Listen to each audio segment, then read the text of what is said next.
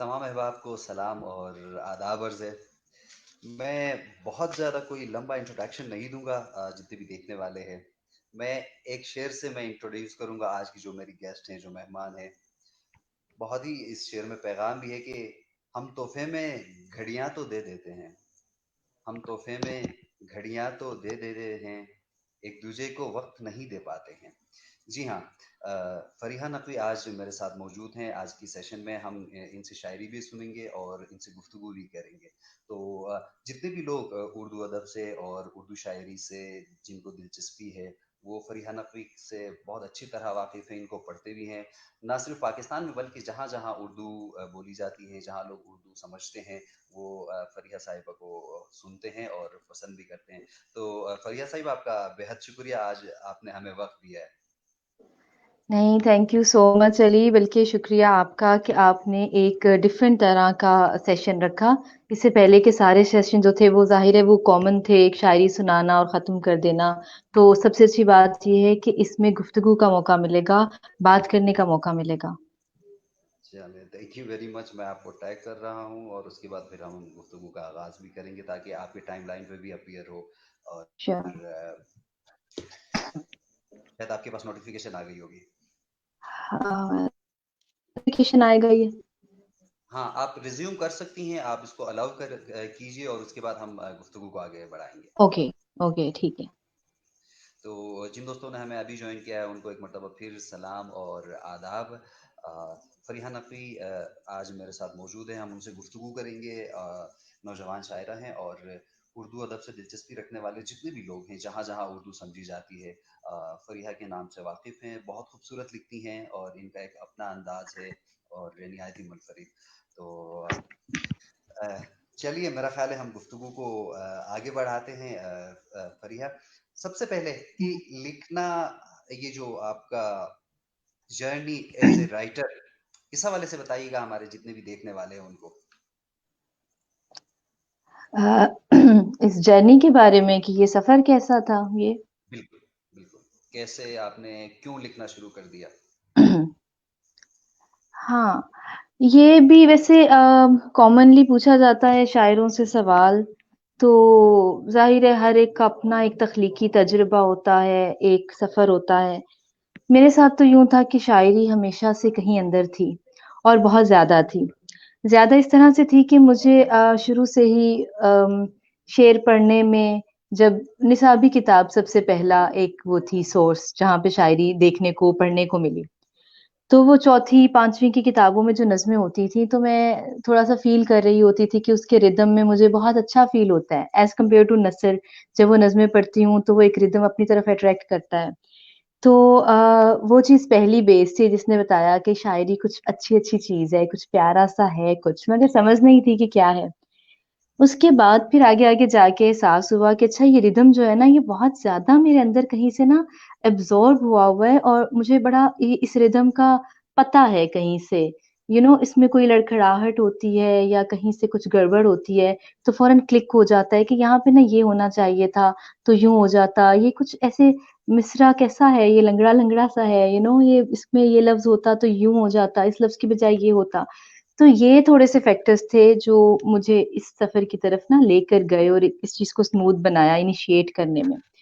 हुँ, उसके बाद फिर ये है कि शेर जब कहना शुरू किया, तो मुझे याद है मैं बहुत एक्साइटेड थी जब मैंने पहली बार खुद शेर कहा ना, जब आप हमेशा पढ़ते जा रहे हो, फिर आप 7th-8th क्लास में आते हो और फिर आपका दिल चाहता है कि अच्छा शायद शायद मैं खुद भी कह सकती हूँ।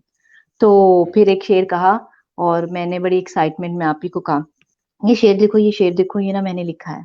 मतलब बोंगा-सा शेर था मगर खुद लिखा था तो उसकी खुशी थी। तो जी, वहाँ से बस फिर स्टार्ट किया और फिर शुरू से ये था कि नज़्में भी मगर लिख-लिख के छुपाने की आदत थी। क्योंकि ज़ाहिर है एक्सप्रेस करने की आदत नहीं थी और शायद जब आप बहुत ओपनली एक्सप्रेस नहीं कर पाते, तभी आप कोई मीडियम ढूँढते हैं, मुसव्वरी ढूँढते हैं, शायरी ढूँढते हैं, मौसीकी क्योंकि अब डायरेक्ट एक्सप्रेशन नहीं हो पा रहा होता आपसे। तो मेरे साथ भी ऐसा था, तो मैं नज़्में लिखती थी, ग़ज़लें लिखती थी, तो अपनी छुपा-छुपा के एक जगह पे अलमारी में रख लेनी, किसी को सुनाती नहीं थी। मैं ख़ैर आज तक भी कभी लाइव ऐसे नहीं सुना पाई, मैक्सिमम बहनों को कि ये देखो ये शेर हुआ है, इसके अलावा नहीं सुना पाती। तो अपनी-सी एक दुनिया थी जो मैंने तख्लीक कर ली थी, वहाँ पे सेव करके रखती थी चीज़ों को। फिर ये सही। हुआ कि सोशल मीडिया जब हुआ तो जो फेसबुक वॉल थी ना, उसको भी ज़ाहिर है मैं ऑन करती थी कि it's my personal thing, it's my personal wall. तो थोड़ी-सी हिम्मत की कि चलो कभी-कभी कोई जो भी कैफ़ियत ज़ाहिर है व्हाट्स ऑन योर माइंड आता है स्टेटस बार पे तो उसका यही मतलब है कि जिस कैफ़ियत से आप 2 चाह रहे हैं आप वहाँ पे लिख देते हैं। तो मेरी कैफ़ियत ज़ाहिर है शेयरों की सूरत में आती थी, वहाँ शेयर करना शुरू किए। तो वहाँ उसके बाद तो आई डोंट नो क्या हुआ, बस उसके बाद एक सिलसिला-सा चलता गया, जब आपको पता चले कि कुछ लोग ऐसे हैं कि जो आप जितना आप एक्सप्रेस कर पा रहे हैं, वो उतना भी नहीं कर पाते। तो आप उनके लिए एक वसीला हैं, उनको लगता है कि आपके लफ्ज़ उनके लफ्ज़ हैं। तो इस चीज़ ने सबसे ज़्यादा हौसला दिया कि ओके मतलब मुझे लिखना चाहिए, मुझे कहना चाहिए और कहना चाहिए ये तो पहले से क्लियर था, लेकिन उसको शेयर करना चाहिए फिर आहिस्ता-आहिस्ता ये भी क्लियर होता गया कि ये ज़रूरी है। और अब आके जो ये लगता है कि बहुत से ऐसे पैगामात हैं जो देने ज़रूरी हैं, तो शेयर करना ज़रूरी है, तो बस ये सफ़र फिर यूँ ही चलता गया। सही। अच्छा, बहुत सारी ख़वातीन बहुत सारी लड़कियाँ, मैं भी उनको जानता हूँ, मेरे फ्रेंड लिस्ट में भी बहुत सारे लोग हैं जो ख़वातीन हैं, वो लिखती हैं लेकिन उसका किसी मीडियम को नहीं ढूँढ पाती या फिर वो मंज़र-ए-आम पे नहीं आती, कोई खौफ़ है या क्या है? इसकी क्या वजूहात हैं? क्या यही फीलिंग्स आपकी भी थी? देखिए अली प्रॉब्लम पता है क्या है? हमारा मुआशरा सबसे बड़ा मसला है। यहाँ किसी भी शख्स को आगे नहीं बढ़ने दिया जाता, मर्द हो या औरत। मैंने बहुत बाद में मगर सीखा कि यहाँ पे मर्दों के लिए भी मसाइल हैं। मगर जब आप इस मुआशरे में औरत हैं, तो ये मसाइल 10 गुना ज़्यादा हैं। मैं नहीं जानती कि कोई मर्द इसका कितना अंदाज़ा कर सकता है। मैंने बहुत-बहुत और बहुत ही कम मर्द ऐसे देखे हैं कि जो उस चीज़ को वैसे ही फ़ील कर सकते हों। ज़ाहिर है आप एक-दूसरे के फ़ॉर एग्ज़ाम्पल अगर मेरे दाँत में दर्द है, तो उसकी जिस शिद्दत को मैं महसूस कर रही हूँ, सामने वाला नहीं महसूस करेगा। एक मर्द इसको क्योंकि मैं ये कंपैरिज़न इसलिए कर रही हूँ कि बहुत से मर्द हज़रात भी इस पर बात करते हुए नज़र आते हैं। बहुत से लोग ये भी कहते हैं कि भई हमने तो अपने घर की औरतों को बड़ी इज़्ज़त और बड़ी ओपननेस दी हुई है, तो ये फिर कौन-सी आज़ादी है जिसकी बात हो रही है? तो भई बात ये हो रही है कि आपको इस चीज़ का अंदाज़ा नहीं है। मैं हमेशा एक बात कहती हूँ कि ज़िंदगी गुज़ारने के लिए सबसे ज़्यादा अहम रोटी, कपड़ा, मकान ये सब साइड पे है, ये सब सेकेंडरी है। सबसे ज़्यादा इम्पोर्टेंट है आपकी सिक्योरिटी। जब आप सिक्योर्ड ही नहीं हैं इस मुआशरे में, तो आप खुलकर अपना पोटेंशियल कभी दुनिया के सामने ला ही नहीं सकते। आप कोई मर्द इस चीज़ का अंदाज़ा नहीं कर सकता क्योंकि वो रात को 1 बजे, सुबह के 6 बजे, शाम को किसी भी वक़्त कहीं भी सड़क पे जा रहा है, किसी भी तरह से जा रहा है, उसने शॉर्ट्स पहनी है, वो जिस भी मीडियम पे सवार है, उसको कोई जज करने वाला नहीं है। आपको नहीं पता कि जज किए जाना कितना बड़ा अलमिया है, कितना बड़ा। और सबसे ज़्यादा प्रॉब्लम ये है कि जब आप एक मुआशरे में सिक्योर्ड ही नहीं हैं, सबसे पहली बात तो ये है कि घर आप जो चारदीवारी की बात करते हैं, तो प्रॉब्लम इज़ कि औरत तो घर पे भी सेफ नहीं है। उसको जब गैरत के नाम पे मारा जाता है, तो उसके घर में, उसके अपने कमरे में मारा जाता है। तो जिस मुआशरे में औरत को सबसे पहला ज़िंदगी का बुनियादी हुकूक आज़ादी ही हासिल नहीं है, हम जानवरों की आज़ादी पे बात करते हैं, परिंदों की आज़ादी पे बात करते हैं, तो जो औरत आज़ाद नहीं है, वो खुल के अपना पोटेंशियल सामने कैसे ला सकती है? और फिर ये कहना तो बहुत आसान है कि हर फील्ड में औरत पीछे है, मर्द आगे है। भाई औरत कैसे आगे आएगी? रास्ता रोकिए, आज़ादी दीजिए, खुलकर खेलने के लिए जब तक किसी भी खिलाड़ी को मैदान नहीं दिया जाता ना, वो अपना जौहर सामने नहीं ला सकता। This is the problem. बिल्कुल। अच्छा, हमारे बहुत सारे दोस्त ये फ़रमाइश भी कर रहे हैं कुछ सुनाने का, तो मैं उनसे ये गुज़ारिश करूँ कि गुफ्तगू होगी और साथ ही साथ फ़रिया साहिबा जो है ना हाँ। अपनी कोई नज़्म या कोई ग़ज़ल भी सुनाएँगी और मेरा ख़्याल है कि आप इनकी शायरी यूट्यूब पे भी फ़ेसबुक पे भी या कहीं पे भी ओके। सोशल मीडिया की साइट्स पे आप सुन सकते हैं। तो मेरा ख़्याल है कि आज थोड़ी गुफ्तगू हम करें, तो जितने भी दोस्त हैं मैं आपसे गुज़ारिश करूँगा कि वीडियो को ज़रा आगे बढ़ाएँ, बाँटिए ताकि और लोग भी शामिल हों इस महफ़िल में। तो जिस तरह आपने कहा कि जो लोगों का एक उमूमी रवैया है, तो एक खातून जब शेर कहती हैं, तो फिर क्या एक्सेप्टेंस कितना है हमारे मुआशरे में? हुँ। देखिए, अगर ऑनेस्टली बात की जाए ना तो ज़ाहिर है बातें तो तल्ख़ हैं। अब जब हक़ाइक़ पे बात करनी है तो फिर हक़ाइक़ पे ही बात होगी। जब कोई औरत शेर कहती है तो एक्सेप्टेंस का लेवल तो ऐसा ज़बरदस्त किस्म का है कि उस पर ऐसे झपट पड़ते हैं लोग। आई डोंट नो ये क्या होता है कि एक ऑन कर लेने की क्योंकि मर्द की शुरू से एक साइकी है ना ऑन करने की औरत को और उसको शुरू से ये बावर कराया जाता है कि तुम ही सरबराह हो, तुम ही ने गाइड करना है, तुम ही उस्ताद हो। तो ये चीज़ ज़हनों में इतना रच बस चुकी है कि जैसे ही कोई नया लिखने वाली आएगी, तो उसको फ़ौरन से कैप्चर करने की कोशिश की जाएगी। कहीं किसी न किसी तरीके से अटैच होने की, किसी न किसी से तरीके से ट्रैप करने की कोशिश, किसी भी बहाने से, क्योंकि अदबी बहाने भी हमारे पास हज़ार होते हैं। तो देखा जाए तो ये कितनी एक्सेप्टेंस है, तो ये नहीं, ये ज़ीरो एक्सेप्टेंस है। बिल्कुल भी बर्दाश्त नहीं है। सबसे पहले तो आप उस पे टैग लगाएँगे कि जी, हर औरत परवीन शाकिर बनना चाहती है। भाई, हर औरत परवीन शाकिर क्यों बनना चाहती है और परवीन शाकिर बनना क्यों ना चाहे, एक एक पॉइंट है। ये सिर्फ़ ज़हन का एक खलल होता है। परवीन शाकिर को हम सब आइडियलाइज़ करते हैं, जैसे हम मीर को करते हैं, गालिब को करते हैं, फराज को करते हैं, जितने अच्छे शायरों को करते हैं। परवीन ने ज़ाहिर है एक इतनी ज़हीन खातून, इतनी अच्छी पर्सनैलिटी वाली खातून, और कैसे-कैसे शेर कहे, कैसी-कैसी उस्तादी है। तो ये, मगर इसका ये मतलब नहीं है कि आप हर आने वाले पे एक लेबल लगा के उसको वहाँ पे रोक दें। हर एक का अपना एक स्टाइल है, हर एक के पास अपनी एक बात है, वरना कोई शेर क्यों कहेगा? हर एक के पास अपनी बात है, रास्ता ना रोकें और फिर देखें कि कितने इम्कानात वाज़े होते हैं। अच्छा, ये जो एक उमूमी जो रवैया है, तो हम इस पे भी बात करेंगे, क्या इसको तब्दील किया जा सकता है? अगर तब्दील किया जा सकता है तो कैसे किया जा सकता मसला यही है कि ये जो मुआशरे का ओवरऑल रवैया है, तो जब तक ये नहीं बदलेगा ना, ज़ाहिर है अदब भी एक हमारे कल्चर का, एक मुआशरे का हिस्सा है। जैसे औरतों को बाकी जगहों पे प्रॉब्लम्स हैं, वहाँ यहाँ पे अदब में भी वैसी ही प्रॉब्लम्स हैं। इसके लिए माइंडसेट चेंज करने की ज़रूरत है, और ये मुझे नहीं लगता इसकी बहुत कोशिश की मैंने। मैं तो किसी हद तक ऑनेस्टली कामयाब भी हो गई, लेकिन ज़ाहिर है उसके पीछे मेरा कोई कारनामा नहीं है। उसके यही है कि मेरी फैमिली ने वाक़ई बहुत सपोर्ट किया। मेरे माँ-बाप हमेशा साथ खड़े हैं, हस्बैंड है तो हमेशा साथ है, बहन-भाई हमेशा साथ हैं। तो फिर ऐसे बंदे का कॉन्फिडेंस ही अलग होता है, जिसको पता है कि यार कोई क्या बकवास कर लेगा, मैक्सिमम क्या करेगा। कैरेक्टर असैसिनेशन सबसे ज़्यादा आसान हल हमारे पास क्या होता है कि हम किरदार पे उँगली उठाएँ, उस पे बात कर लें। उनको ये है कि भाई, अच्छा, मज़े की बात ये है कि किसी भी टॉपिक पे बहस हो रही है, किसी भी फीमेल से, तो सबसे अच्छा तरीका क्या होता है मेल्स के पास कि फ़ौरन से बात कर दें, "हाँ, आप इस इलाके से हैं ना? यहाँ की तो औरतें ऐसी हैं। हाँ, आपकी तो ये कहानियाँ मुझे पता है।" और भाई, बात नहीं करनी इसका मतलब आपके पास लॉजिक कोई नहीं है। आप कैरेक्टर असैसिनेशन पे उतर आते हैं और सबसे आसानी से आपके पास है कि आप उसको वहीं पे स्नब करवा देंगे। वहीं पे वो बेचारी चुप करके खामोश हो जाएगी ऑब्वियसली, क्योंकि हमारे मुआशरे में ऐसा बना दिया गया ना, इज़्ज़त, इज़्ज़त, इज़्ज़त, गैरत, पता नहीं कौन-सी बला है ये इज़्ज़त और गैरत, मुझे समझ नहीं आता। है? मैंने और ये सिर्फ सोचा था। खवातीन में नहीं है। सॉरी? और ये इज्जत और गैरत सिर्फ खवातीन से जोड़ के बात की जाती है। एग्ज़ैक्टली, यही प्रॉब्लम है। मैं कहती हूँ यार, कौन-सी इज़्ज़त और गैरत, भाई मर्द के लिए भी उतनी ही है। ये बस सर पे एक चीज़ सवार है, पता नहीं ये क्या है? ये एक शराब-सा है, जो शुरू से देखा हुआ है, बनाया हुआ है। प्रॉब्लम यही है, हम सोचते नहीं हैं। सबसे बड़ा प्रॉब्लम अगर मुझसे पूछा जाए ना, हमारे सोसाइटी का क्या है, तो वो ये है कि हम रिफ्लेक्ट नहीं करते। मैं तो हर कुछ दिन बाद मुझे होता है कि यार खुद पे सोचूँ, मैं कहाँ पे नेगेटिव जा रही हूँ, क्या चीज़ है? और हमारे अंदर जब हम सोचते नहीं हैं, तो हम में फ्लेक्सिबिलिटी, एडैप्टेशन नहीं आती, जो सालों से हम सुनते आ रहे हैं, देखते आ रहे हैं कि जी गैरत यही है। मतलब कि किस तरह से भड़काया जाता है कि कोई औरत अगर फॉर एग्ज़ाम्पल उसने सर पे दुपट्टा नहीं लिया हुआ, तो मर्द ये है, वो बेगैरत है। तो इस तरह से करके माइंड एक सेट किया हुआ है, तो जब तक ये माइंडसेट चेंज नहीं होगा, एक फ्लेक्सिबिलिटी की फ़ज़ा पैदा नहीं होगी, फिर अदब में भी मसाइल रहेंगे, मुआशरे में भी रहेंगे। यूँ ही कत्ल होते रहेंगे, यूँ ही रेप होते रहेंगे, यूँ ही तेज़ाब गिरते रहेंगे। मेरे सामने मुझे कितना दुःख होता है यार कि जब आकर लड़कियाँ मुझसे ये कहती हैं कि मैं कभी तारीफ़ करती हूँ कि कितना अच्छा शेर कहती हो, आप आओ शेर शेयर करो। वो कहती हैं हमें इजाज़त नहीं है, हम आ नहीं सकते। क्योंकि शेर कहने को ही इस मुआशरे में इतना बुरा समझा जाता है कि ये लड़की शेर कहने लग गई है, ये खराब है।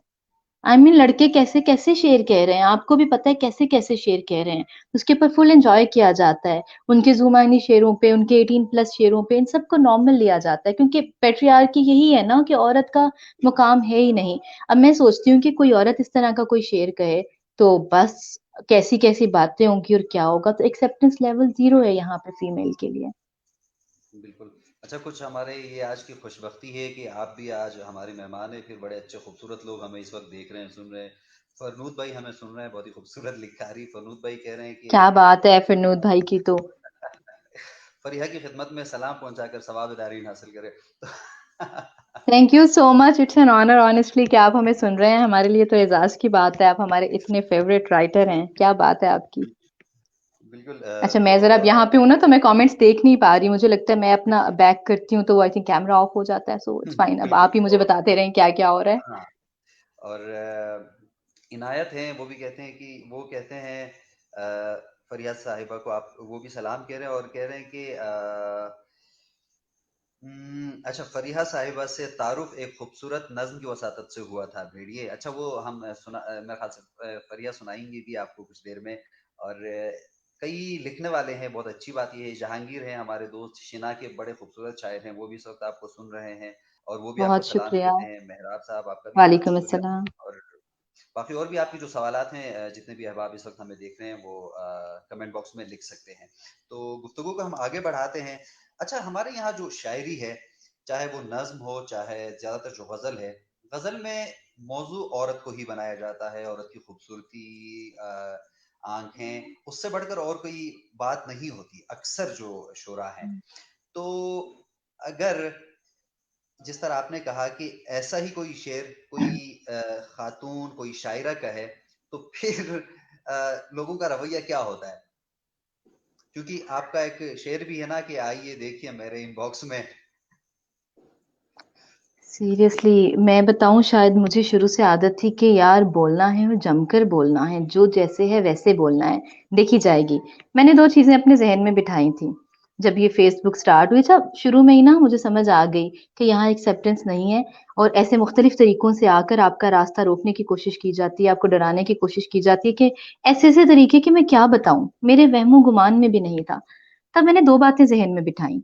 नंबर वन, कि अगर कोई मुझे कहेगा कि ये शेर खुद नहीं कहती, इस कान से सुनना है उस कान से निकाल देना। टू हेल विद भाई, मैं शेर खुद नहीं कहती, आप आए मुझसे आकर बात करें शेर पर। पहले तो मैं ये कहती थी कि आए मुझसे बात करें, किसी बैर पे बात करें, किसी शेर पे बात करें। अब मैं कहती हूँ क्यों करें, जाएं जो मर्जी सोचें, आपकी मर्जी है। तो नंबर वन, कि अगर कोई कहेगा कि शेर खुद नहीं कहती, इस चीज को, इस पे बिल्कुल भी डिप्रेस नहीं होना।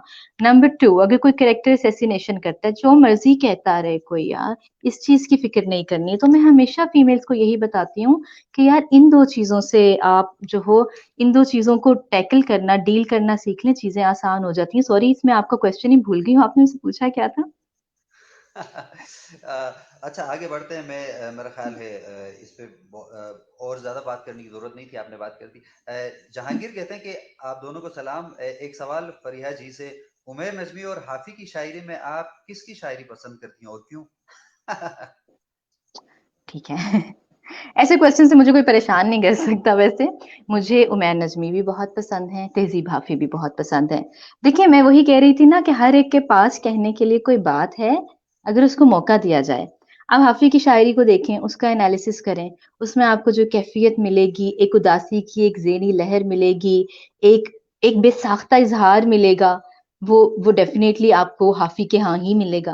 फिर जब आप उमैर के पास आते हैं, तो उसमें जो एक पुख्तगी है गजल की, वो जो अपनी रदीफों पे काम करते हैं, किस खूबसूरती के साथ उनके पास क्या क्या रदीफ है, और किस किस तरह से वो शेर लाते हैं, और उनका हर शेर जैसा लाजवाब होता है, वो उमैर नजमी का खासा है। तो दोनों अपनी जगह बहुत अच्छे शायर हैं, दोनों बहुत अच्छा काम कर रहे हैं। सही। अच्छा, ये आजकल जो सोशल मीडिया है, बहुत सारे लोग सोशल मीडिया को या फिर जो लोग दाद दे रहे होते हैं उसी को ही मयार समझते हैं। इस बारे में आप क्या कहती हैं? हाँ, दिस इज द शायरी का। Problem, seriously, exactly. अब मैं सोच रही थी कि शायद ना अदब के कोई, अब तो ये वक्त आने वाला है, कोई शायद दो गिरोह बन जाएंगे। एक गिरोह बस फेसबुक है, फेसबुक की शायर है, और एक उसके अलावा है। क्योंकि कुछ फेसबुक जब मैं देखती हूँ तो मुझे मंजरनामा ही कुछ और नजर आता है, क्योंकि वहां फेसबुक की दाद को ही मायार समझा जाता है, वहां पे आपके फॉलोअर्स को ही मायार समझा जाता है। तो मुझे ये चीज बड़ी परेशान करती है। और फिर हमारे स्पेशली जो सुनने वाले से, शायर को तो अंदर अंदर हकीकत का पता होता है, चाहे इनकार करें चाहे कुछ भी करें। अब मेरे अगर फॉर एग्जाम्पल अगर 40,000 फॉलोअर्स होंगे, तो मुझे अपना पता है कि कहाँ स्टैंड करती हूँ, अपनी औकात हर बंदे को साफ सी बात है पता होती है। बट द प्रॉब्लम इज कि रीडर, हमने मिल मिलाकर सबने रीडर्स का लेवल इतना डाउन कर दिया है कि वो इतने जजमेंटल हैं, उनके नजदीक यही है फॉर एग्जाम्पल कि इस बंदे की गजल पर 900 लाइक है, इस बंदे की 200 है, तो यार ये 900 वाला, this is the trend we have to follow. अब उसी तरह की शायरी पढ़ते हैं, उसी तरह की शायरी पसंद करना शुरू कर देते हैं। तो ये बिल्कुल गलत है। और ये कोई, और जब इन चीजों पे इतराज किया जाता है तो ये कहा जाता है ना कि खुद नजरअंदाज शुदा है ये वो, तो भाई मेरा तो ऑब्वियसली मेरे शेयरों पे भी हजार हजार लाइक आ रहे होते हैं 1.2 1.3 के, but this is not the standard. इस चीज को कभी स्टैंडर्ड बनाना होता तो मैं फिर हल्का अरबाब ज़ौक़ इस तरह के मुस्तंद प्लेटफॉर्म्स इनके साथ जुड़ी ना रहती, बिकॉज फेसबुक इज नथिंग, ये आज है कल नहीं है। आज 1300 लाइक्स हैं, कल 300 होंगे, फिर 30 होंगे।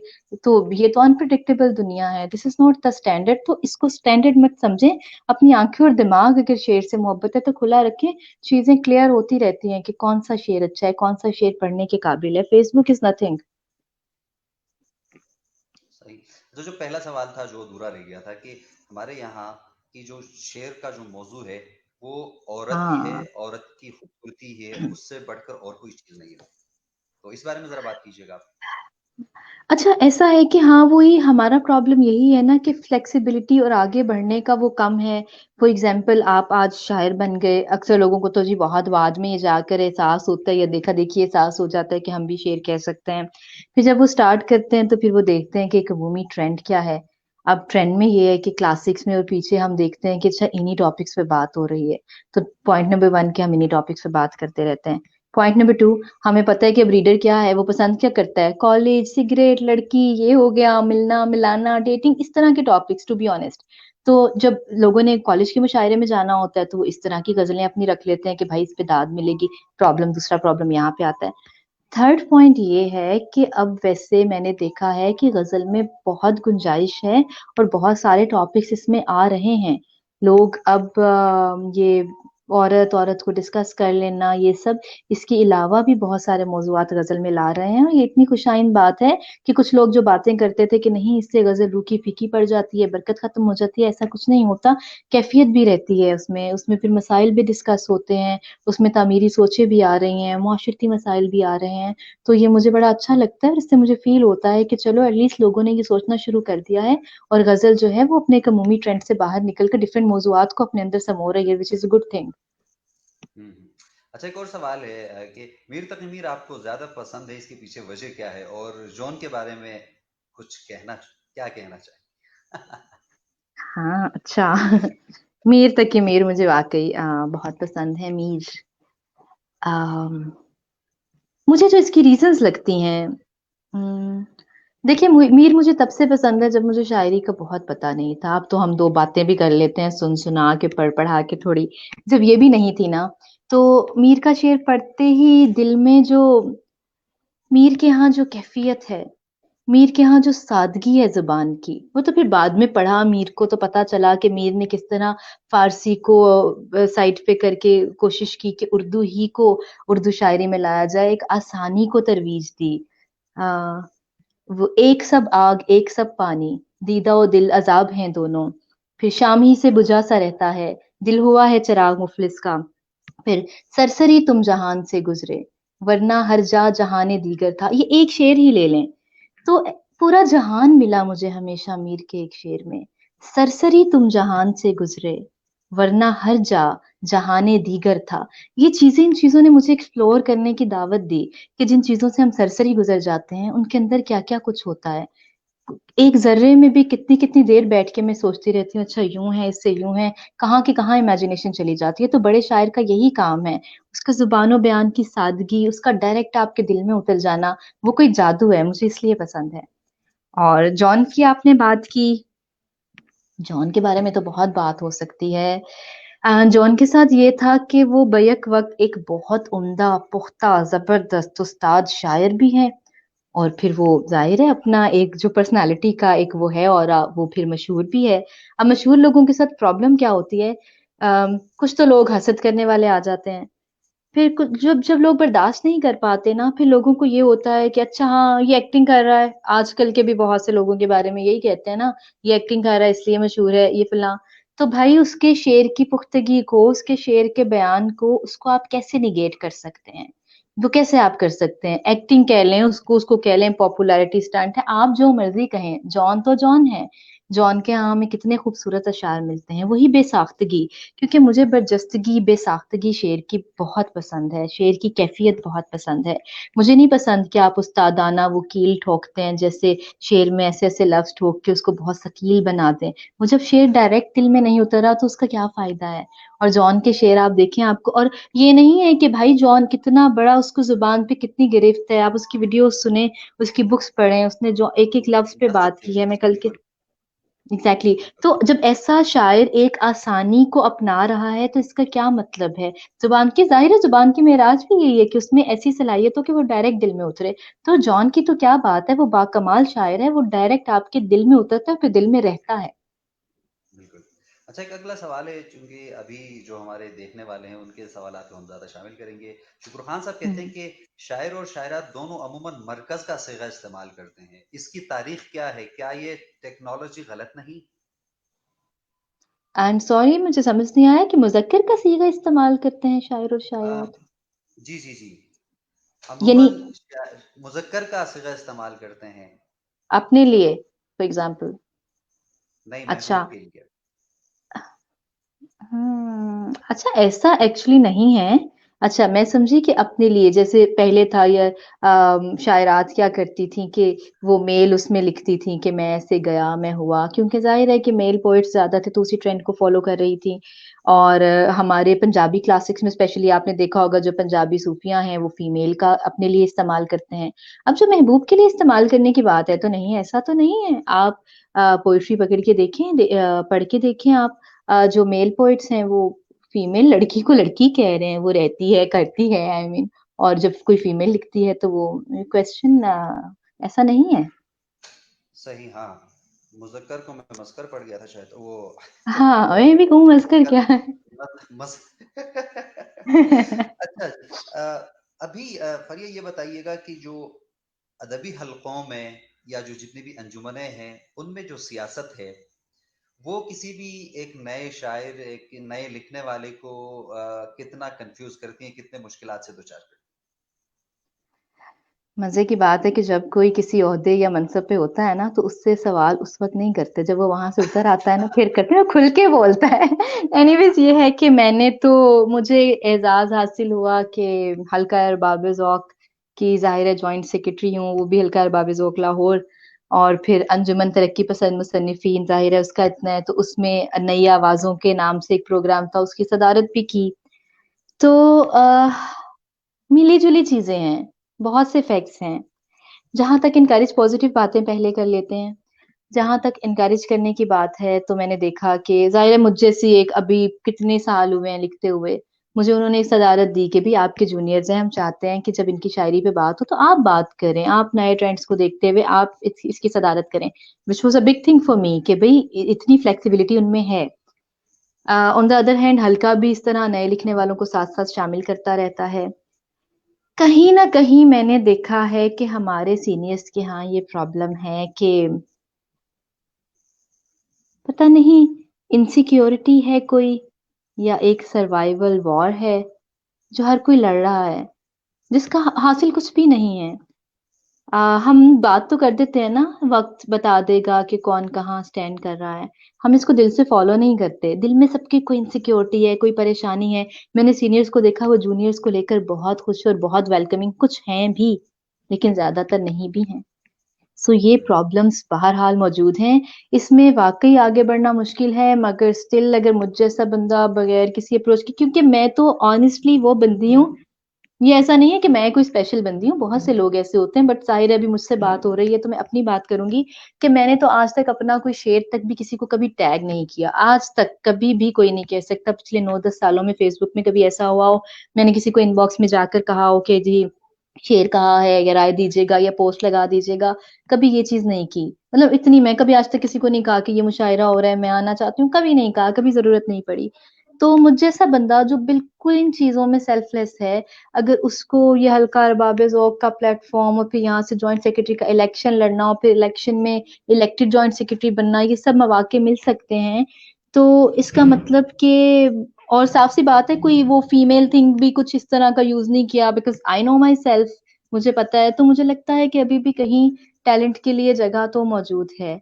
उसके लिए स्ट्रगल करना पड़ती है क्योंकि फेस तो मैंने बहुत कुछ किया है और सोशल मीडिया पे तो जितना आपको तंग किया जाता है किस-किस तरह से और हकीकी ज़िंदगी में भी वही है, सोशल मीडिया पे जो लोग और माइंडसेट है, ज़ाहिर है यही लोग हकीकत में भी हमारे सामने चल फिर रहे हैं, माइंडसेट वही है। तो उसमें स्ट्रगल एक फीमेल के लिए बहुत है, लेकिन नए लिखने वालों के लिए रास्ता भी है, लेकिन उसके लिए एक डिटर्मिनेशन, एक बहादुरी, एक जुर्रत तो बहरहाल चाहिए। सही। अच्छा, कुछ और हमारे बड़े ख़ास दोस्तों ने, हमारे उस्तादों ने हमें जॉइन किया है। हसन मुज्तबा साहब ने हमें जॉइन किया है। इनको पढ़कर हमने बहुत कुछ सीखा है, सियासत के हवाले से और मुल्क की सूरत-ए-हाल के हवाले से भी। तो हसन साहब, आपका बेहद शुक्रिया। आप तो हमारे उस्ताद हैं। अच्छा, अगला, बहुत सारे जो अहबाब हैं, जो हमें देख रहे हैं, वो आपसे कुछ सुनना चाह रहे हैं। आप कोई नज़्म, कोई ग़ज़ल सुनाइएगा, उसके बाद फिर मेरे ख़्याल से अगले सवाल की जानिब बढ़ेंगे। अली आपने वो गज़ल भेड़िए वाली तो इस कदर अच्छी पढ़ी वो और मेरे लिए कितनी अच्छी, कितनी खुशी की बात थी कि यहाँ पे तो ना मैं आपको सच बताऊँ मुशायरों में क्या होता आया, अब आके तो चलें सिनेरियो कुछ डिफरेंट हो गया, अब तो सबको चलें पता है थोड़ा बहुत कि फरीहा कौन है। और शुरू में भी जब पता भी होता था ना, तो प्रॉब्लम क्या होता था कि मैं किसी मुशायरे में जब पढ़ती थी ना, तो स्पेशली यंगस्टर के जो ग्रुप्स होते थे, जो शायरों के होते थे ना, जिसको भी सुन के बुरा लगे तो लगे, वो क्या होता था कि वो दाद नहीं देते थे, रुक जाते थे। आ भी रही होती थी ना अंदर तो रोक लेते थे। उनको ये होता था कि यार हमने दी सीरियसली, हमने अगर दाद दी ना तो ये आस-पास वाले कहेंगे अच्छा लड़की है ना तो ये। तो इसमें इतना हक मारा जाता है एक फीमेल का कि आप उसको फीमेल फीमेल पता नहीं ये इम्तियाज़ कब खत्म होगा कि शायर शायर है, आप सिर्फ़ उसकी राइटिंग को देखो। तो आपके मुझे इतना अच्छा लगा जब आपने वो उस प्रोग्राम में वो गज़ल पढ़ी, मैंने अपने स्टूडेंट्स को वो मैं हमेशा सुनाती हूँ उनको। उनको इतना अच्छा लगता है आपका स्टाइल यू नो आप जिस कॉन्फिडेंस से एक फीमेल की चीज़ पढ़ रहे हैं। दिस इज़ कॉल्ड कि I am sorry gender discrimination को बिल्कुल साइड पे रखकर आप सिर्फ़ तख्लीक को देख रहे हैं, आप उसके पैगाम को समझ रहे हैं। मैं अपने स्टूडेंट्स को सुनाती हूँ, उनको आपका स्टाइल वो इतना अच्छा लगता है, मैं तो चाहूँगी कि वो गज़ल आप ही मुझे सुनाएँ। मैं तो अक्सर बल्कि कोई मुझसे माँगे तो मैं आपके वाला लिंक उनको सेंड करती हूँ कि आपने उसको इतना नहीं, अच्छा पढ़ा है। ये आपकी मोहब्बत है, चूँकि वो जो तकरीब जो थी, ख़वातीन ही ने वो तकरीब कराची में मुनक़्क़िद की थी, और वो बहुत अच्छी बात थी। और बहुत हमारी जो दोस्त जो ख़वातीन हैं, बहुत ही बहादुर ख़वातीन हैं। तो उन्होंने मुझसे कहा था कि कुछ पढ़ना है, तो मैं हुँ, सोच रहा था कि मैं क्या पढ़ूँ? फिर मैंने कहा हुँ, कि ये तो अब भी हमारे मुआशरे में हो रहा है, और पहले भी होता रहा है कि जो हमारे शायर, जो हमारे जो मर्द हज़रात लिखते हैं, तो उनकी चीज़ें तो हर जगह पढ़ी जाती हैं। अगर एक मर्द जाके एक खातून की कोई तख्लीक पढ़े, उसको सराहे, तो वो आपका कलाम ही इतना सराहा जाने के काबिल था। और ज़ाहिर है वो आपने जितना अच्छा लिखा था उसका, मेरा ख़्याल है आप ही पढ़ें। बहुत सारे दोस्त आपसे सुनना चाहते हैं। मैं सुनाती हूँ। हर तरफ दंदनाते हुए भेड़िए, हाँ, हर तरफ दंदनाते हुए भेड़िए, हर जगह दुम हिलाते हुए भेड़िए, हाँ, हर तरफ दंदनाते हुए भेड़िए, हर जगह दुम हिलाते हुए भेड़िए, वक्त आए तो अपनी बहन तक को भी, हाँ, वक्त आए तो अपनी बहन तक को भी काट खाने को आते हुए भेड़िए, वक्त आए तो अपनी बहन तक को भी काट खाने को आते हुए भेड़िए, धाड़ती शेर कहती हुई शेरनी, हाँ, हाँ, क्या बात धाड़ती शेर कहती हुई शेरनी, राल अपनी गिराते हुए भेड़िए, क्या कहने धाड़ती शेर कहती हुई शेरनी, राल अपनी गिराते हुए भेड़िए, आइए देखिए मेरे इनबॉक्स में, आइए देखिए मेरे इनबॉक्स में असली चेहरे दिखाते हुए भेड़िए, आइए देखिए मेरे इनबॉक्स में असली चेहरे दिखाते हुए भेड़िए, मैं अगर नाम लूं तो कहाँ जाएंगे, मैं अगर नाम लूं तो कहाँ जाएंगे, शर्म से मुंह छुपाते हुए भेड़िए, क्या हर कहने तरफ की बात दंदनाते हुए बनाते भेड़िए। हुए बहुत भेड़िए। शुक्रिया। बहुत खूबसूरत। अच्छा, अब चूंकि ये जो आइए देखिए मेरे इनबॉक्स में वाली जब बात आ गई, तो सोशल मीडिया का जो दौर है, न्यू मीडिया भी इसको कहा जाता है, तो और इसमें हैरेसमेंट और दीगर चीजें भी बहुत होती हैं। तो आप क्या समझती हैं, क्या आपको भी इस तरह कभी इस मसले का सामना करना पड़ा लोगों की जब तरफ ऐसे से? शेर कहता है ना कोई, जब कोई फीमेल स्पेशली ऐसे शेर कहे तो उसको कहा जाता है कि ये फेमिनिज्म बेच रही है, और फेमस होने के लिए अटेंशन सीकिंग।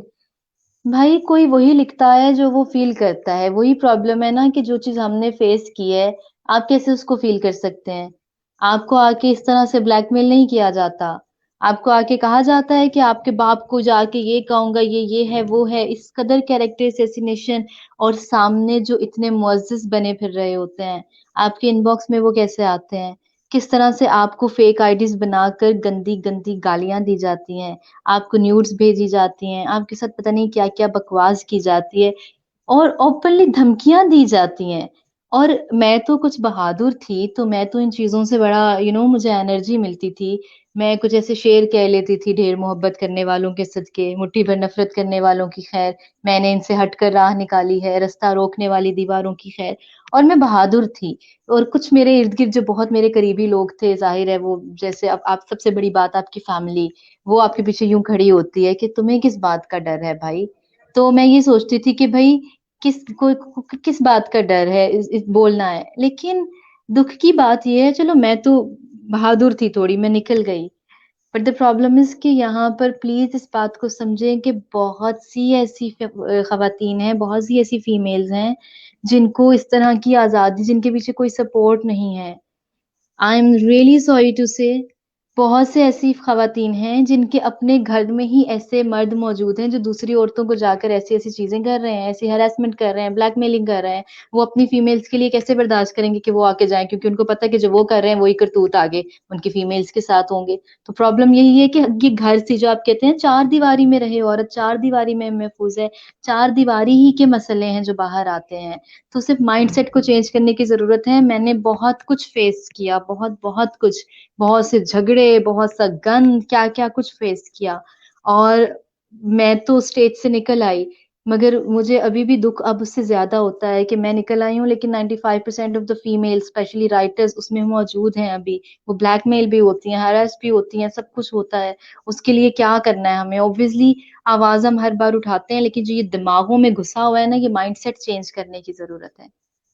जब तक ये चेंज नहीं होगा, कुछ भी नहीं होने वाला। सही। अब ये जो मुशायरा कल्चर है, बहुत सारी जो ख़वातीन हैं उनका ये भी कहना है कि मुशायरों में भी इसी तरह हैरेसमेंट का सामना करना पड़ता है, और इवन शुरा की जानिब से।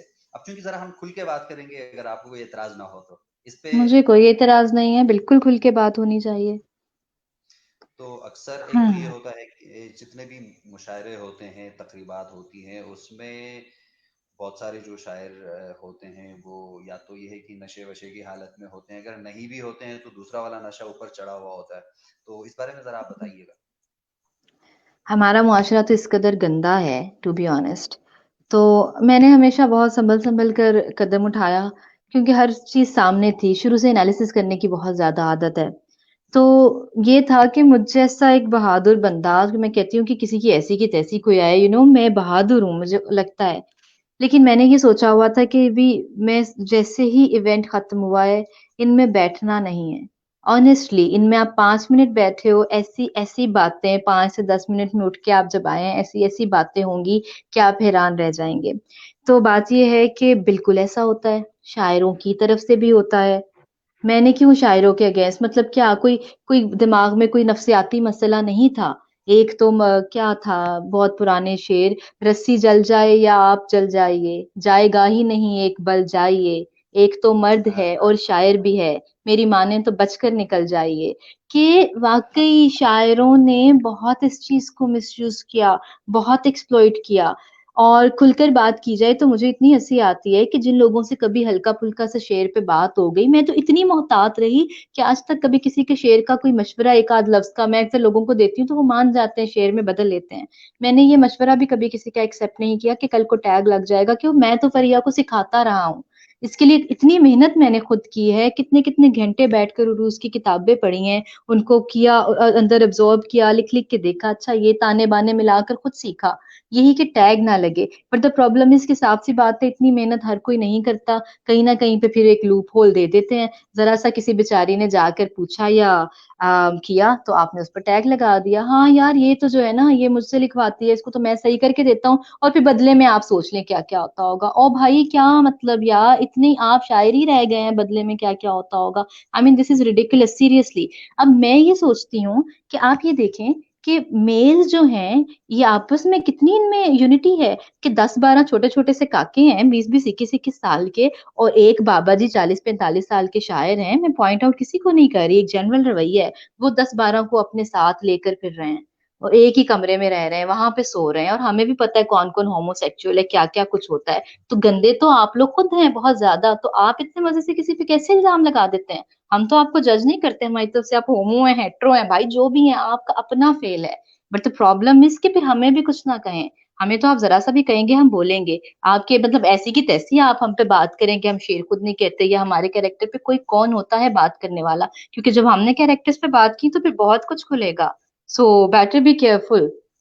This is the you know बिल्कुल। अच्छा, एक हमारी दोस्त हैं शायरा, वो कहती हैं कि अगर आपने किसी शायर से इस्लाह लेने के लिए कोई भी आप किसी मर्द के पास गई, तो उसके मुताबिक वो कहती हैं कि भाई मोर देन 50% खवातीन कंप्रोमाइज कर जाती हैं। Is it true?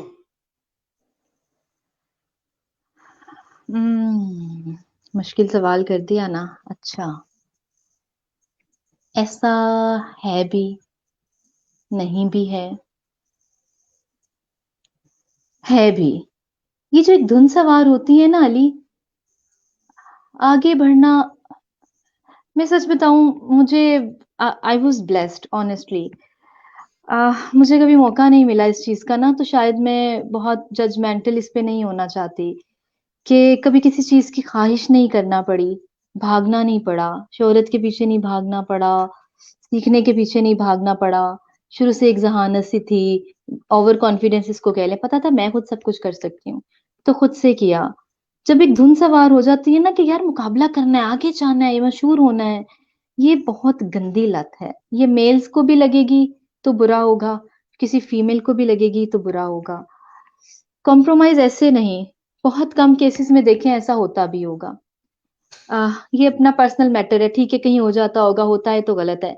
ज्यादातर केसेस में क्या होता है, आप कोई सरसरी सी बात होती है, मैंने खुद को देखा, मैंने बाकियों का भी कंपैरिजन किया। प्रॉब्लम ये थी कि मुझे तो कोई जरा सी भी टेढ़ी बात की तरफ कोई जाने भी लगता है ना, मैं फौरन सीधी हो जाती हूँ गुंडों की तरह। ये शायद नेचर की बात है। अब हर एक की नेचर में शायद ये चीज नहीं होती। कुछ लोगों को होता है कि वो मामले को शायद आराम आराम से टैकल कर ले। मैं तो सीधी हो जाती हूँ ना, तेरी ऐसी की तैसी, मैं तो स्क्रीनशॉट लगा दूंगी, तुमने मुझसे बात ही ऐसी क्यों की, तुम इज्जत तुम कैसे नहीं कर सकते भाई, हु आर यू, भाड़ में जाओ। तो अब ये है कि वो मेरी नेचर में एक है, फौरी रिएक्ट कर देना, एग्रेसिव हो जाना। मुझे वो चीज हमेशा इन चीजों से बचाती है। दूसरी बात वही कि कभी मौका नहीं मिला। अब प्रॉब्लम है कि फॉर एग्जाम्पल किसी फीमेल की नेचर में है कि मामले को आराम से टैकल करना है, अच्छा बदतमीज, क्योंकि मैंने बहुत से लोगों को देखा, मुझे भी रोकते आए ना, कुछ नहीं होता, लिहाज कर लो, उम्र में बड़ा है।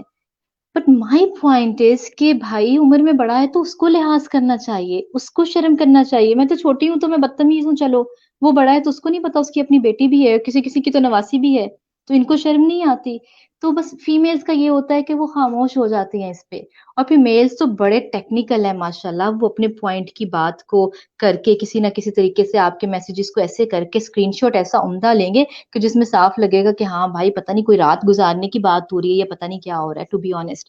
तो प्रॉब्लम ये है कि मिसयूज और एक्सप्लॉइट बहुत करते हैं फीमेल्स। कुछ फीमेल्स वो कॉम्प्रोमाइज नहीं करती, उनकी नेचर में है कि वो खामोशी से मामले को सुलझा लेना चाहती हैं या कुछ इस तरह का, तो उस चीज को भी मिसयूज किया जाता है। This is the problem. पे ये शर्म करनी चाहिए, एक फैमिली की तरह है। मुझे समझ नहीं आती, प्यार मोहब्बत की नीड ये सब तो एक बंदे के साथ होता है जिससे आपको मोहब्बत होती है। उसके अलावा अगर आप लोग फैमिली की तरह रहो और जैसे अपने घर की फीमेल्स की इज्जत करते हो, द प्रॉब्लम इज कि अपने घर की फीमेल्स की भी कौन इज्जत करता है यार। वरना डोमेस्टिक वायलेंस के इतने इतने केसेस ना होते। दिमागी फतूर यहाँ पे है कि हम सुपीरियर हैं, ये फतूर खत्म होना चाहिए। तो ये कुछ नहीं होगा, कोई मिसयूज नहीं होगा, कोई ब्लैकमेल नहीं होगा। क्यों ब्लैकमेल, ऐसे ब्लैकमेल फिर फीमेल्स करना शुरू करें बराबरी। ये सब हम ऑब्वियसली जारहाना उसकी तरफ बात नहीं कर रही हूँ। द प्रॉब्लम इज कि फॉर एग्जाम्पल किसी चीज पे आप उनको ब्लैकमेल करते हैं, तो उसी उसी ही चीज पे फीमेल कर सकती है, लेकिन वो नहीं करते क्योंकि शुरू से एक चीज बन गई है कि इज्जत औरत ही की है। तो बस ये फॉर एग्जाम्पल ये मेरा ये ऐसे थोड़ा सा ऊपर है, थोड़ा सा मेरी शर्ट ऐसी हो गई है तो मेरे साथ प्रॉब्लम है, मर्द जैसे मर्जी बैठे उसके साथ प्रॉब्लम नहीं। तो ये दिमाग में खलल है। और ये औरतों के अपने भी है कि हाँ मर्द तो हमसे सुपीरियर है उसके ऊपर, पर ये सुपीरियर इंफीरियर कुछ भी नहीं है। आप वही हो जो आप करते हो, आपने जिंदगी में कुछ नहीं किया, मर्द हो या औरत, ऑब्वियसली आप इंफीरियर हो, आप कोई अच्छा काम कर लोगे तो आप सुपीरियर हो, this is the point, gender कुछ भी नहीं है। ये फितूर निकालने की जरूरत है जहन से। सही। अच्छा, आमना मवाद साहिबा हमारी बड़ी खूबसूरत दोस्त, बहुत शुक्रिया कमरेड। और अच्छा, अब ये जो इसी बात को आगे बढ़ाते हैं, जितने भी लिखारी हैं, जितने भी तख्लीकार हैं, खुसूसन हम शायरों की बात करें, तो हमेशा प्यार मोहब्बत की बातें और फिर वही नफरतें, क्या ये मुनाफिकत नहीं है? प्यार मोहब्बत, नहीं पता है, ये एक्चुअली मुनाफिकत नहीं होती। जब प्यार आ रहा है, प्यार की बात है तो कर लिया, नफरत की कैफियत है तो नफरत हो गई। इनका प्रॉब्लम ये है कि सामने सीधा सीधा प्यार प्यार और नफरतें पीछे पीछे हैं। द प्रॉब्लम इज कि छुप छुपा कर ये करना, मुनाफिकत तो खैर बहुत ज्यादा है। और इस कबीले में तो मुझे नहीं पता इतनी ज्यादा कूट कूट के क्यों भरी हुई है। हालांकि यहाँ पे तो इतना क्लियर होना चाहिए जो जिसका मकाम है। आई मीन मुझे तो इतना क्लियर है कि यार मैं कहाँ स्टैंड करती हूँ, मैं किस किस से बहुत नीचे और पीछे हूँ, मेरे शेर को भी कहाँ कहाँ किस चीज पे सफर करने की जरूरत है, मेरी गजल। हर कोई अपना ये एनालिसिस करे, आपको क्लियर हो जाता है कि भाई आपके सीनियर्स कहाँ है, जूनियर कौन कहाँ है, तो कौन सी मुनाफिकत क्यों करनी है। लेकिन सबसे ज्यादा गंद यहाँ पर है, तो मुनाफिकत तो कूट के भरी है, इसमें तो कोई दो राय है ही नहीं। अच्छा, जो एक मुआशरती मसाइल हैं, उनको उनकी तरफ या फिर लोगों को राग़िब करने के लिए, शऊर और आगाही फराहम करने के लिए वो ये जो शायरी है, वो कितना इम्पोर्टेंट रोल अदा करती हैं? क्या इस अहद में, अब देखें तो आप रूस की मिसाल ले लीजिए या उससे पहले की जितने भी इनकलाबात हैं उनकी मिसाल ले लीजिए, लिटरेचर ने बड़ा अहम किरदार अदा किया है। क्या आज का जो हमारा अदब है वही जो किरदार है वो अदा कर पा रहा है या नहीं? देखें, उर्दू अदब की या किसी भी अदब की बात की जाए ना, तो डेफिनेटली अदब का एक रोल तो बहुत ज्यादा रहा है। जैसे बिल्कुल आपने बात की इनकलाबों में, हमारी अपनी तहरीक आजादी में भी देख लें किस तरह से रोल रहा, कितना अदब लिखा गया, रेजिस्टेंस पे कितना लिखा गया, और आजादी के बिल्कुल बाद का जो अदब लिखा गया, जो स्पेशली मंटो वगैरह ने, फैज लोगों ने लिखा, कितना ये स्ट्रांग है। तो अदब तो डेफिनेटली किसी भी कल्चर की, मुझे तो लगता है बैकबोन है किसी इनकलाब के आने के लिए, लोगों के माइंडसेट को बदलने के लिए। बट हम ना कुछ चीजें मिक्स कर जाते हैं, मिस इंटरप्रेट कर जाते हैं। द प्रॉब्लम इज कि फॉर एग्जाम्पल किसी मुआशरे में, आप उर्दू अदब में ही ले लें, प्यार मोहब्बत की बात हो रही है ना, सोशल इश्यूज डायरेक्टली डिस्कस नहीं हो रहे, तो हम कहते हैं ये मुआशरा सोया हुआ है। ऐसा नहीं है, प्यार मोहब्बत भी बहुत इंपॉर्टेंट है। ये प्यार मोहब्बत होगा तो मुआशरे के मसाइल कम होंगे। मुझे लगता है कि ऐसा नहीं है कि हम सिर्फ मुआशरे के, फॉर एग्जाम्पल अगर मैं लिखती हूँ, भेड़िए लिखती हूँ या कुछ मर्द पे लिखती हूँ, आपको मुंह नहीं लगाया तो आप बहतान पर उतर आए, तो फिर यकदम ऐसा क्या होता है कि मैं ऐसे शेर भी लिख रही हूँ, ऑब्वियसली किसी मर्द के लिए लिख रही हूँ, लड़खड़ाना नहीं मुझे, फिर भी तुम मेरा हाथ थाम कर रखना। तो इस मुआशरे को सबसे पहले तो प्यार की जरूरत है। ये बात समझने की जरूरत है कि मोहब्बत सबसे ज्यादा इंपॉर्टेंट है। दिलों में मोहब्बत आएगी तो फिर थोड़ा दिमाग खुलेगा और वो जंग उतरेंगे और थोड़ा हब्स घटेगा।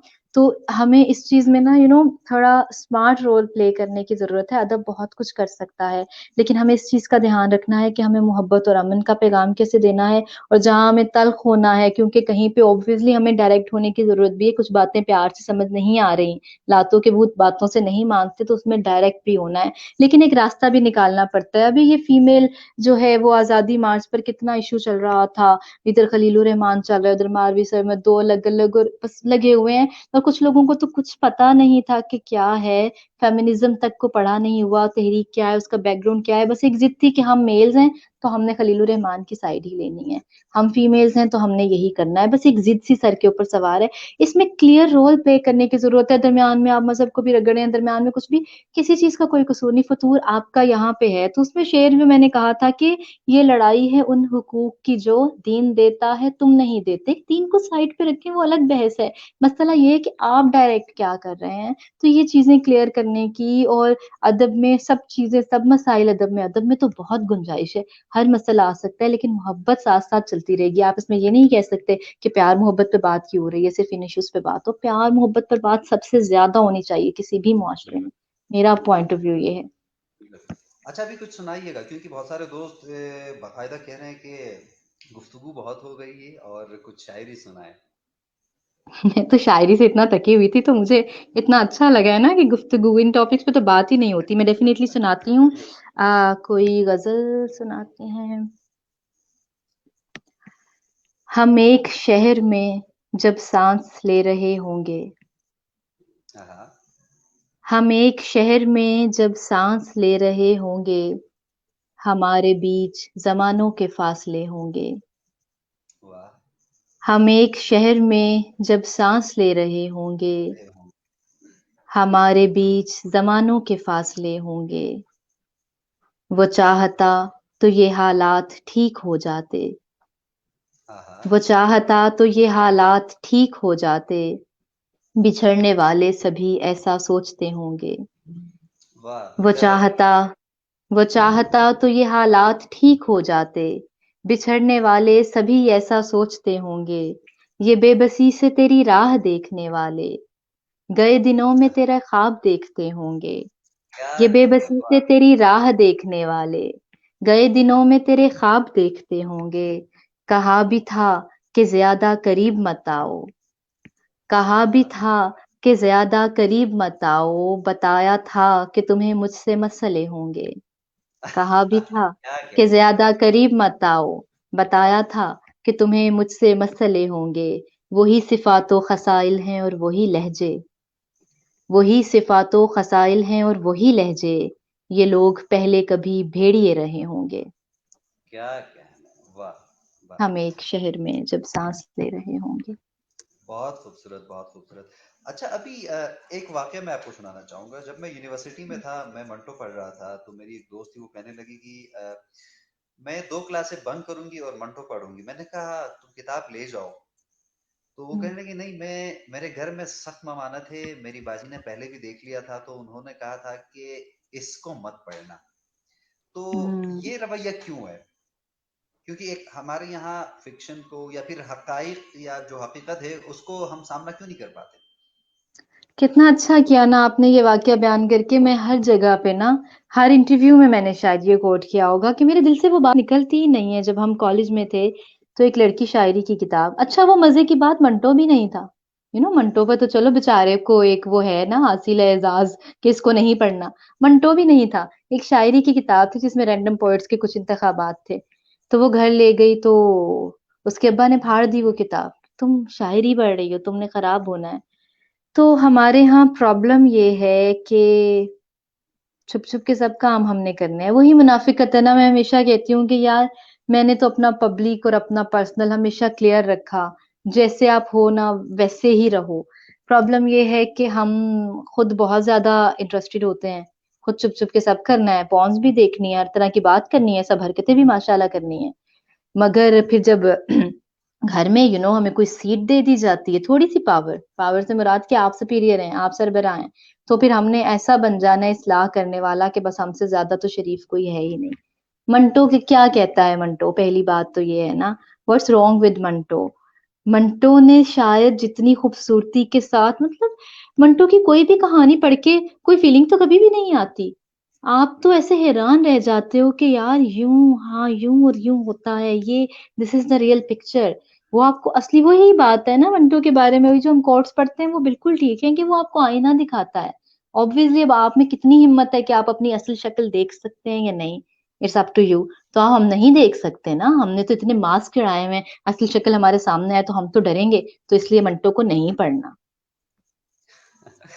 अच्छा, एक सवाल आया है, दीदार अली काज़ी साहब कहते हैं कि सागर सदीकी के हवाले से आपका क्या ख़्याल? साहिर सिद्दीकी के हवाले से मेरा यही ख़्याल है कि जैसे हम बहुत से शायरों को शदीद उनकी ज़िंदगी में नज़रअंदाज़ करते हैं, बिल्कुल कदर नहीं करते। वो बाद में फूलों के हार चढ़ा रहे होते हैं। सागर ने कैसी कसम पुरसी की ज़िंदगी गुज़ारी और कैसा आला शायर था, सुभान अल्लाह, सुभान अल्लाह। मैंने पलकों से दरे यार पे दस्तक दी है। मैं वो साइल हूँ जिसे कोई सदा याद कोई नहीं। खुदाया। क्या बात है साहिल की, ज़िंदगी जब्र मुसलसल की तरह काटी है। कैसे ज़ुबान ज़द आम शेर हैं, क्या खूबसूरत और क्या उस्तादी, यार सुभान अल्लाह। लेकिन हमने ऑब्वियसली सागर के साथ क्या किया? सागर बहुत बड़ा शायर है, बहुत उम्दा शायर है, मगर दुःख की बात यही है कि बहुत से सागर आज भी हमारे गिर्द हैं और वो किस तरह से ज़िंदगी गुज़ार रहे हैं, बहुत से लोगों को पता है। लेकिन कुछ भी नहीं है, बाद में फिर चूम के उनकी किताबों को, शायरी को रख लेंगे, कोई तरस खा के किताब छाप भी देगा। तो यही होता है, ऐसे मुआशरों में यही होता है जहाँ अदीब की इतनी इज्जत हो, यही होता है। अच्छा जी, अली भाई भी ने हमें जॉइन किया है, अली ज़रियून ने। अली भाई आपका भी बेहद शुक्रिया। क्या बात है, बहुत शुक्रिया। और बड़ी बात है, अली तो बिजी इतना रहते हैं ऑब्वियसली। तो मैं तो अपने किसी लाइव सेशन में कभी कहती भी नहीं हूँ, ख्वाहिश होती है, जाहिर है दोस्त और इतना करीबी दोस्त, आपका बेस्ट फ्रेंड आपको सुने, लेकिन ऑब्वियसली कभी मैंने कहा नहीं कि अली की अपनी रूटीन है, फिर एक अपना शायराना माइंड है, अपने मूड्स होते हैं। तो बड़ी बात है Ali, you are here, I love you and thank you so much for being here. Ali भाई अगला कोई सेशन हम आपके साथ भी करेंगे, वैसे मैं आपसे नाराज भी हूँ, इस पे हम बात करेंगे कभी, तो बहुत शुक्रिया। अच्छा, और ये बताइएगा कि अभी जो पाकिस्तान में जो लिखने वाली जितनी शायरात हैं, अ, जो नए लिखने वाले हैं, आप इनको उनको क्या रिकमेंड करेंगे कि किनको किनको पढ़ना चाहिए, किन किन शायरात को पढ़ना चाहिए, किन किन शायरों को पढ़ना चाहिए? देखिए अली, ऑनेस्टली मैं तो इतनी खुश हूँ, मैं सोच रही थी कि इस पे मुझे एक राइट अप लिखना है कि जो बड़ी बातें करते थे ना फीमेल, एक फीमेल तो शेर ही नहीं कह सकती, उसका जिंदगी का एक्सपोयर एक कुएं का मेंढक है, आप उसको कह रहे हैं ये कुआं ही तुम्हारी जिंदगी, इससे बाहर नहीं आना, that world is not for you, तुम्हारी दुनिया यही है। तो उसका एक्सपोयर फिर यही है, यही वो उसने दीवारों पे लिख लेगा, जमीन पे लिख लेगा, भाई उसको एक्सपोयर नहीं है। एक्सपोजर तो आपको है भाई, आप लोग बाहर फिरते हैं, उठते हैं, बैठते हैं, थोड़ों पे सड़कों पे बैठ रहे हैं, जिंदगी को देख रहे हैं, हर चीज को देख रहे हैं, मुआशरत पे बातें कर रहे हैं, आपस में शायरी की बातें कर रहे हैं, एक दूसरे को समझ रहे हैं, नफ्सियात पे बात हो रही है, आपको हर किताब पढ़ने की इजाजत है। तो आप एक्सपोजर ऊपर से लेकर नाजिल नहीं हुए थे, आपको एक्सपोजर इस मुआशरे ने दिया है। तो सबसे अच्छी बात अब ये है कि आज की female, I am so happy about it, कि अब तो इतना अच्छा लिखने वाली इतनी नई शायरात हैं, इतनी जेन्युइन शायरात हैं हमारे अपने शहर में, पूरे पाकिस्तान में, कि और वो बहुत अच्छा शेर कह रही हैं। उनके शेर को पढ़ के कोई मुझे कह के दिखाए कि उनको एक्सपोयर नहीं है और कोई फीमेल शेर नहीं कह सकती। उनको अच्छे शायरों का पता है, मुझे ऑनेस्टली उनको कोई एडवाइस करने की जरूरत नहीं है। उनको पता है कि क्लासिक्स में से किसको पता है उनको पढ़ना है, उनको पता है कि जमाल, सरवत, अकबर, मासूम, सगीर, मलाल, ये कौन लोग हैं। तो I am so happy about it, females को कोई भी उंगली पकड़ पकड़ के चलाने की किसी को जरूरत नहीं है, उनको किसी उस्ताद की कोई जरूरत, एक्सक्यूज मी नहीं है, उनको खुद पता है कि क्या करना है। I am so happy about it. सही। अच्छा, अली भाई कहते हैं कि मैं अपना लाइव सेशन जल्दी खत्म करके तुम्हें सुनने आया हूँ ताकि मिस ना हो। फिर नज्म सुनाओ कोई और ढेरों दुआएं। चलें, अली भाई ने जब कहा है तो फिर कोई नज्म ही सुन। मैं बिल्कुल नज्म सुनाती हूँ। अली वॉज द वन, जिसने मुझे सबसे पहले कहा था, फेसबुक पे यूं ही ऐड हुए ना, तो अली का मैंने पहला शेर पढ़ा था, वो सुखन साजे मोहब्बत हूँ जिसे बाद सुखन दाद दिल्ली से मदीने से दुआ आती है। तो मैंने कहा ये कौन है यार, इसको ऐड तो करूं, तो ऐड किया, अली ने खैर मेरी थोड़ी बहुत शायरी देखी। तो अली वॉज द वन जिसने मुझे कहा कि तुम्हें तो शेयर करना चाहिए, तुम क्यों, मैंने कहा कि मुझे नहीं, मैं तो कुछ भी नहीं लिखती हूँ अभी, तो मुझे शेयर नहीं करना, और मैं क्यों शेयर करूँ ना, मेरी अपनी चीज है। तो अली ने मुझे समझाया था कि ऐसा नहीं, जब खुदा ने एक चीज आपको दी है ना, तो ये अमानत है, ये अपनी चीज नहीं, अपनी होती ना तो तुम ये शेर ना कह रही होती, शेर कहा है तो इसका मतलब इसे कहीं पहुंचना है, इसका कोई सुनने वाला है, तो इसको तुमने शेयर करना है। तो बिल्कुल अली के लिए नज्म मैं आपको सुनाती हूँ।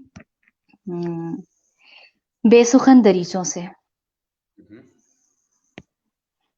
याद है मैंने तुमसे कहा था मेरा हर सुखन तुमसे है, याद है मैंने तुमसे कहा था मेरा हर सुखन तुमसे है, देख लो 6 महीनों से अब तक किसी नज्म की कोई हल्की सी आहट भी दिल के दरीचे पे दस्तक नहीं दे सकी है। वाह।